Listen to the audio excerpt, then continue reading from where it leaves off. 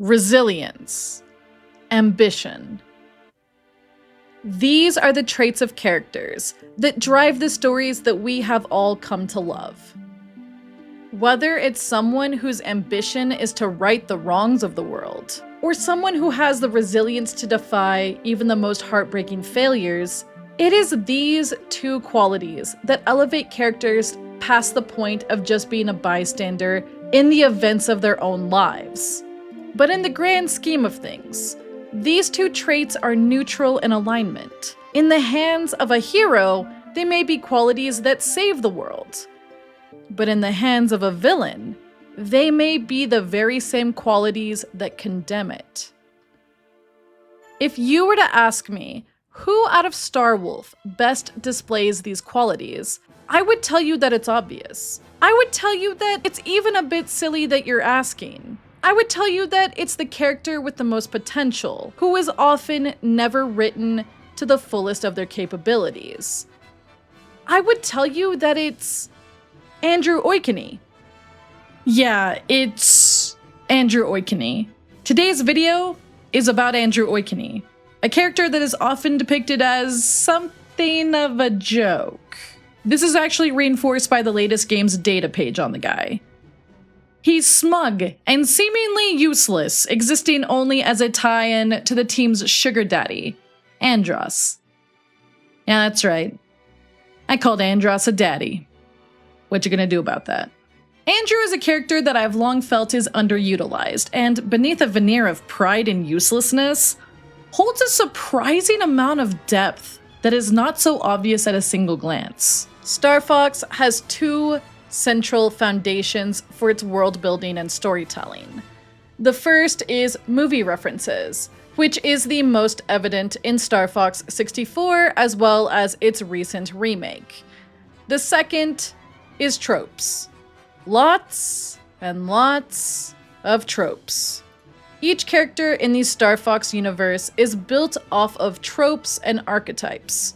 While this is a statement that is true for most characters in media, Star Fox's characters wear their archetype on their sleeve pretty unashamedly.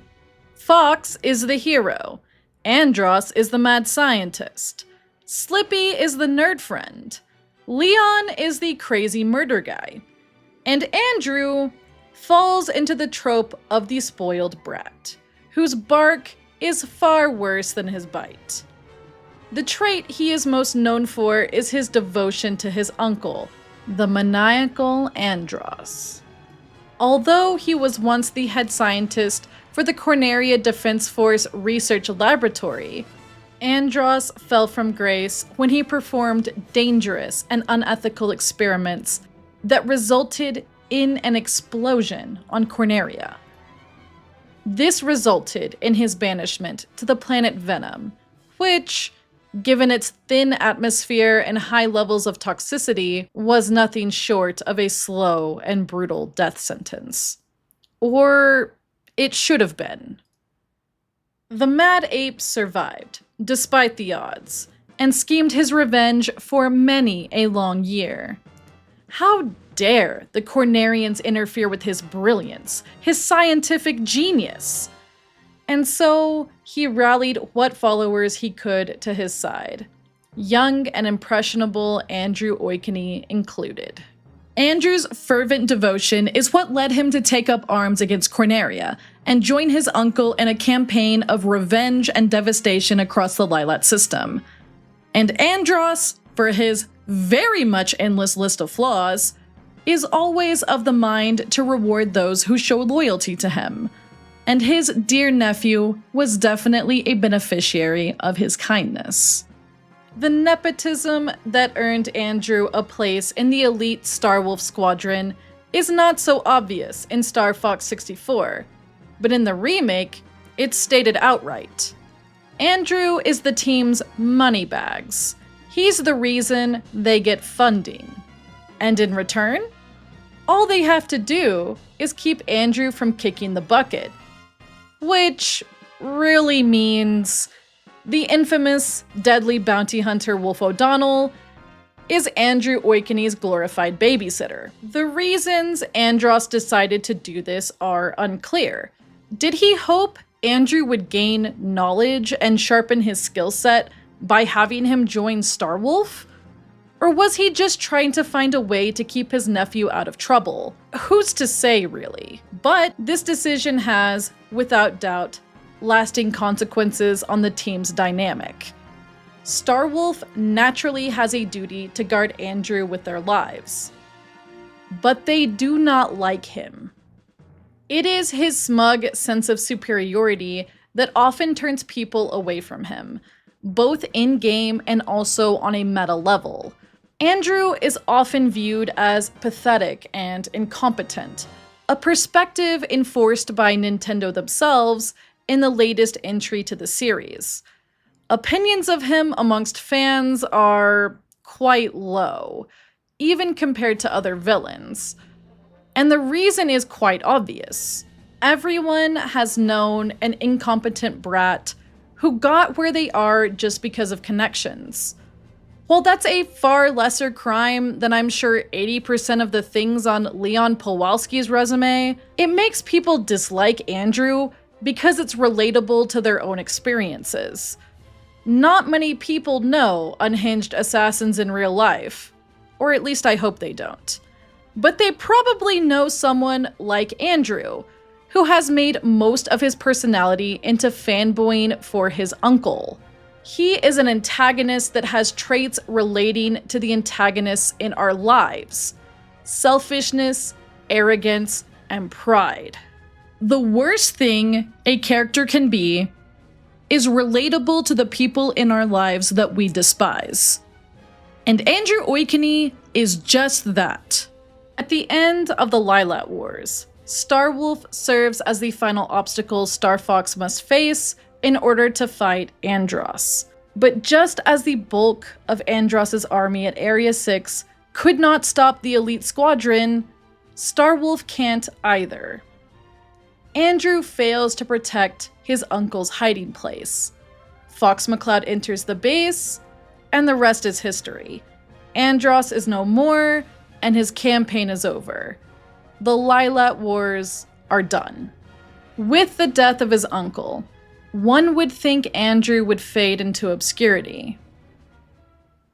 But he doesn't.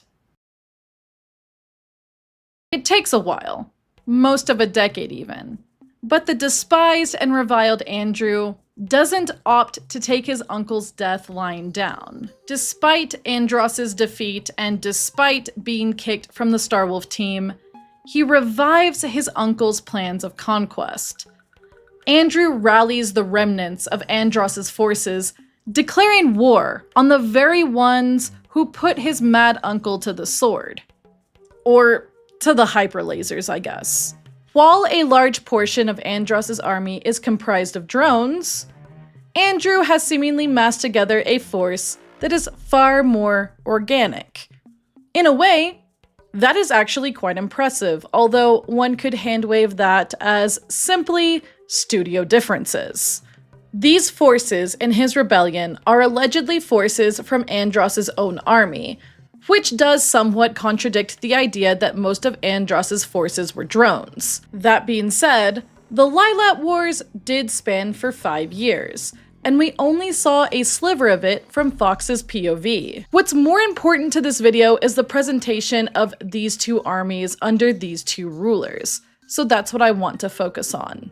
Andross's forces notably only show up on comms during boss fights, except for one stage.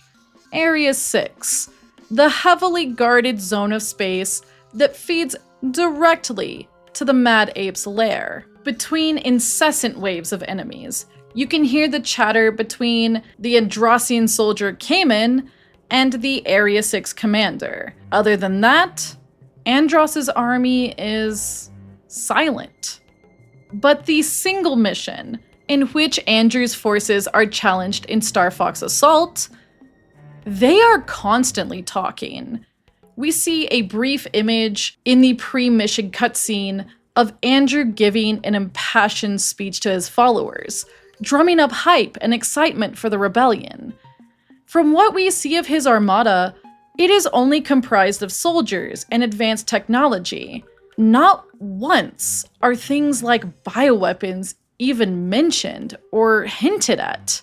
It appears as though his troops are really exactly as they seem from a glance.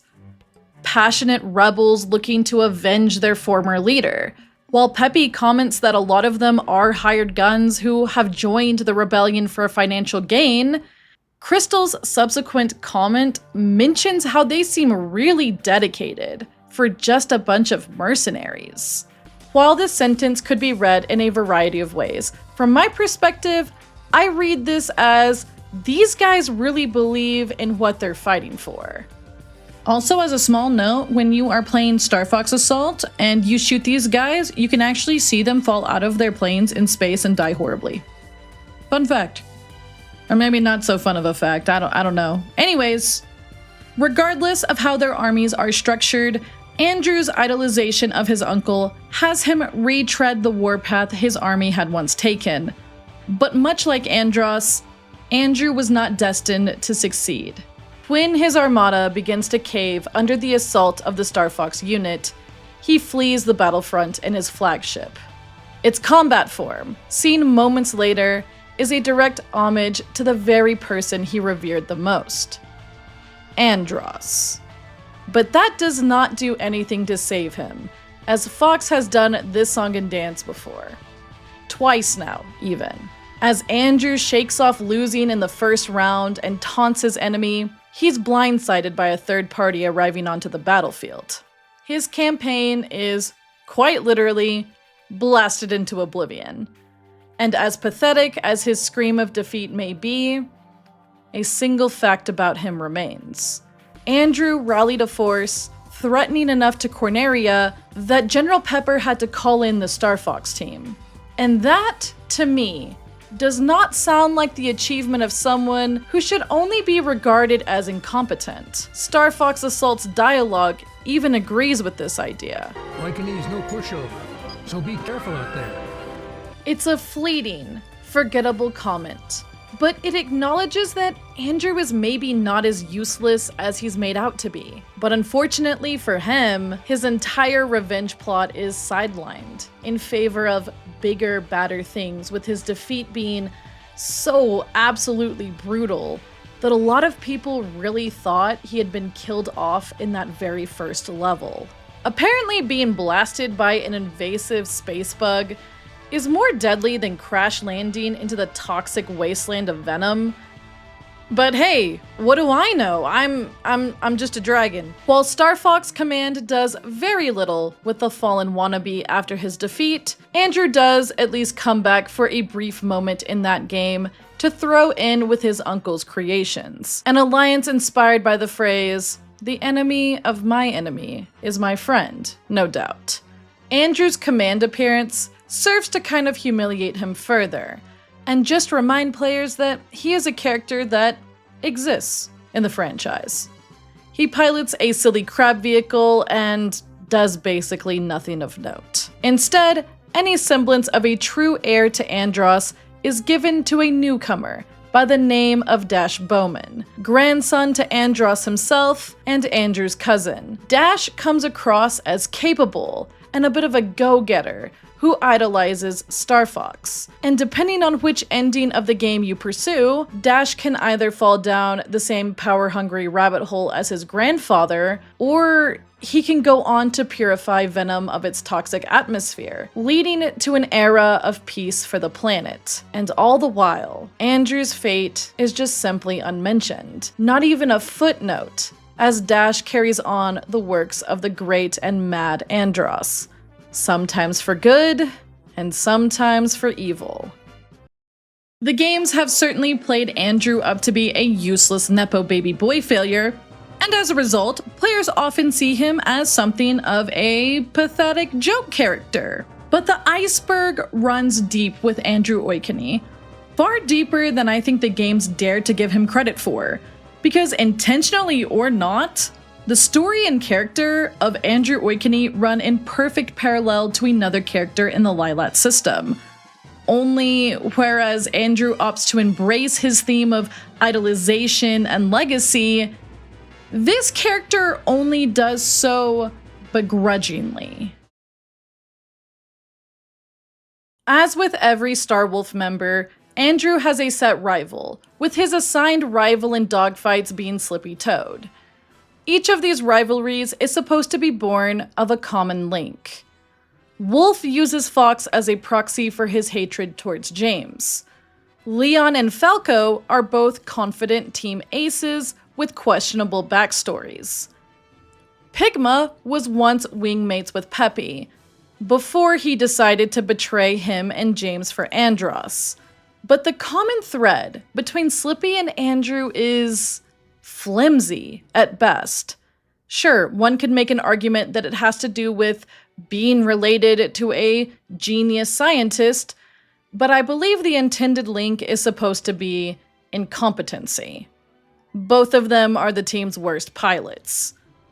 And in a game where tropes are the obvious building blocks of storytelling, that is passable, I suppose. But what if I told you there was a better rival suited for Andrew? One who functions as a foil to his character in nearly every way. And that character is... What the heck? Alright, listen. Don't go grabbing the pitchfork just yet. Wolf and Fox's rivalry is great on paper, but Wolf's grievances are with ghosts, not with Fox. He uses Fox as a scapegoat for his wrath, a mere substitute, since the one who invoked his ire is long dead. It's almost hilariously one-sided, too. If Wolf can't have his vendetta fulfilled against James McCloud, he'll pick the next best thing, even if that's really the equivalent of beefing with a high schooler. But Fox and Andrew are both bound to the Lylat Wars through familial ties and the concept of legacy.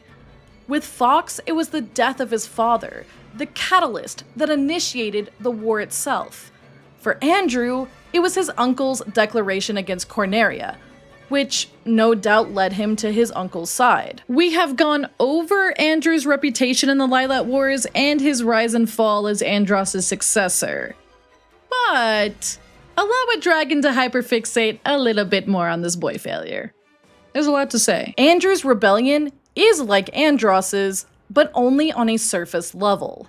It contains references and imagery galore, but it's all superficial. Andrew is going through the motions of Andross, but he is not perfectly replicating them. I wouldn't even say he's coming close to it, in fact. Think back to the Lylat Wars, when the Starfox team was heading to Venom. In the Venom 1 route, Andross' fake is defeated in a base preluded by a grand, magnificent temple, one that, according to the Holoviewer, was built by Andross himself. In Venom 2, however, the door to his lair is unceremonious, small, and yet the most fiercely guarded. Andross hides behind the bulk of his army, and his most lethal creation yet. He hires the Starwolf team to safeguard the entrance, and even then, he conceals his true form in the darkness of his lair, appearing first to be just a cybernetically enhanced head and hands. He gives the impression of a chess master, deploying troops while he strategizes in the back. Andrew, on the other hand, is clearly present at this battle in Starfox Assault. And he's barking orders too, not simply using the entire armada as a cover to flee. Well, not initially at least. He is a present face in his rebellion. He's not hiding in a dark lair on a cursed planet. He's not making a body double to bamboozle the Cornerians into thinking they won the war. This image here invokes the idea that Andrew did go out and do rallies, something we don't really get any impression of with Andross from the in-game lore. It makes Andrew appear far more present to his forces, not a puppet master pulling strings in the background while he sends wave after wave of drones.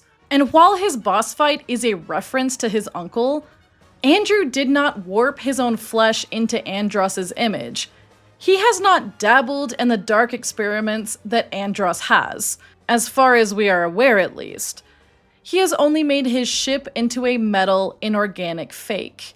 And that, coupled with the idea that it never seems like he has ever acknowledged the disturbing state his uncle is even in physically, makes me wonder if he even understood the depths of Andross's depravity to begin with. When we idolize someone, we favor their good aspects over the things that make them ugly and awful. And I actually believe this could be showcased here. Andrew is so deep into his idolization of Andross that he's doing what believes Andross did, without the ugly parts of experimenting on himself or making kaiju-sized monsters and putting them on the freaking sun. One of the suns, at least. He's even going around rallying people in person as opposed to manufacturing an army. Andrew's approach of galactic conquest is not anything really like his uncle's. And despite how his passionate attempts to mimic his idol fall short, it's clear that Andrew wants to be Andross. And in contrast, you have Fox. Fox, who constantly gets told he's becoming more like his father. Fox, who enlisted in the academy and then rejected a military lifestyle in favor of being part of a mercenary group, just like his dad. Fox, who is nearly the spitting image of James. He yearns to carve his own path, to be his own person. He doesn't like being compared to James McLeod, cutting Peppy off when the old heir tries to even bring him up. You know, when your dad was in charge, he would... Ancient history, Peppy. This is my Starfox, and we're doing things my way. Fox did not follow James McLeod's path to a T, but he did follow some semblance of it, even opting to rebuild his dad's old paramilitary unit. He doesn't want to be his father, but I think there was always an expectation for him to be the next James McLeod, whether he wanted it or not. I think he does love being a mercenary. He loves the lifestyle and the freedom it brings. His adoration of James is what I personally believe led him to reviving the Starfox team. But he wants to be his own person. He wants to carry James's legacy in a quiet way, on his own terms. But he doesn't want to be James, even if everyone else wants him to be. And in a sad twist of fate, if the player pushes Fox to his potential during the Lylat Wars, and they get every single medal, they're granted a reward. You're becoming more like your father, Fox. It's poetic, in a way, knowing that your prize for such a grand achievement is to bring Fox the one thing he probably didn't want.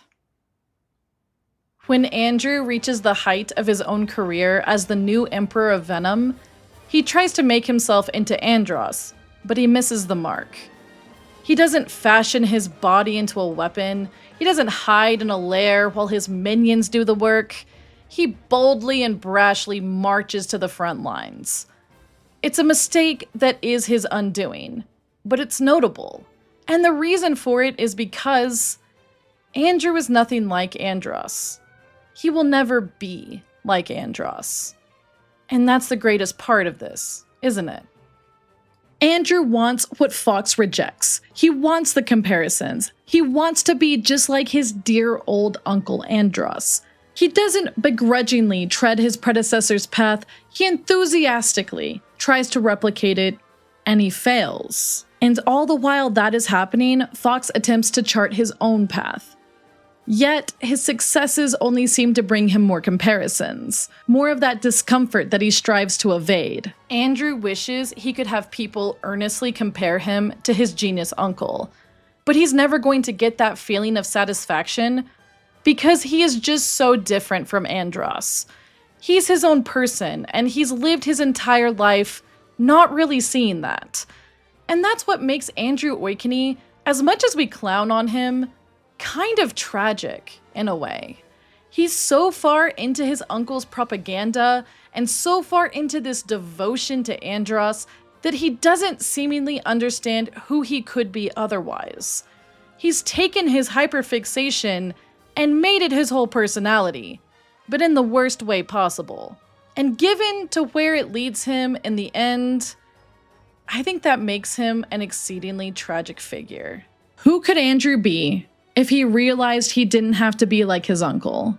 Was he always like this? Will he always be like this? Or will he someday figure out that the goal that he strives for is one that he can never, ever reach? Andrew Oikonny is resilient. He's ambitious. But he's the story of a character who, as of the creation of this video, is never rewarded for these things. He's a character who idolizes deeply, but fails to replicate the steps of his idol because he's just inherently not like the person he wants to be. And while this is not a story that is new or untold before, it's interesting how it's told in the background of Fox's adventures in the Lylat System. Andrew feels like a character that has a meaningful and, dare I say, deep arc happening, but the games never dig into it, instead spotlighting him as a joke, sometimes even as a target to punch down on. And yes, it feels good to punch down on him because he's a spoiled nepo baby brat. There's no denying that. He has incredibly off-putting mannerisms, and he is, in a lot of ways, very pathetic. But sometimes I look at Andrew Oikonny and I go, dang, actually, despite all of that, you're kind of a cool character with a story that just feels like such a good accompaniment to the protagonists. And somehow, you are all of that, despite being a hopeless boy failure. Love that for you. And make no mistake, the point of this video is not to argue that Wolf is a poor rival for Fox and that Nintendo should make it Andrew instead. It's not to argue that Andrew is secretly a good person, because I definitely don't think that's true either. But I do believe he is a character that is frequently written off and cast aside for other characters that fans just think are cooler. He's got a surprising amount of depth if you read between the lines, something that fans are so keen to do for some Star Fox characters and not others. He is without doubt one of the top characters in the Star Fox franchise to have the most potential, either to be a really good tragic villain, or maybe even in a world in which this series permits their characters to have deeper character arcs, a really good ally to Fox McCloud, one who is flawed and terrible, but learns a lot from our space-faring Vulpine. Maybe even learning to be his own person and, for once, opening his eyes to the atrocities his uncle committed. It's so pie in the sky to hope for something like that, but I'm going to hope anyways, because the alternative is kind of sad, kind of a bummer even. And I think there's enough of that in the world. And there's definitely enough of that in fandom spaces. And if it never happens, that's all right. Because you know what? There's always fanfiction.